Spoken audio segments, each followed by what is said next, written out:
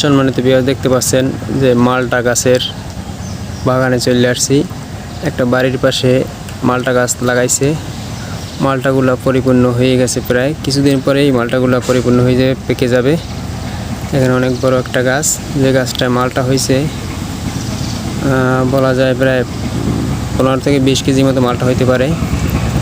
অনেকগুলো মালটা হয়েছে, পরিপূর্ণ হয়ে গেছে। অল্প দিনের ভিতরেই পুরোটা পাকা হয়ে যাবে, পাইকে যাবে এবং অনেক বড়। আপনারা চাইলে আপনাদের বাসার সামনে বা ভিটায় জমিতে এরকম মালটা চাষ করতে পারেন। এগুলোর কলম পাওয়া যায়, আনার অল্প দিন পর পরেই মুকুল থেকে মালটা পরিপূর্ণ হয়ে যায়। এগুলা মালটাটা খুব খাওয়ার জন্য খুব ভালো একটা, এটা খুব উপকার শরীরের জন্য। মালটাটা খুব পুষ্টিকর একটি খাবার।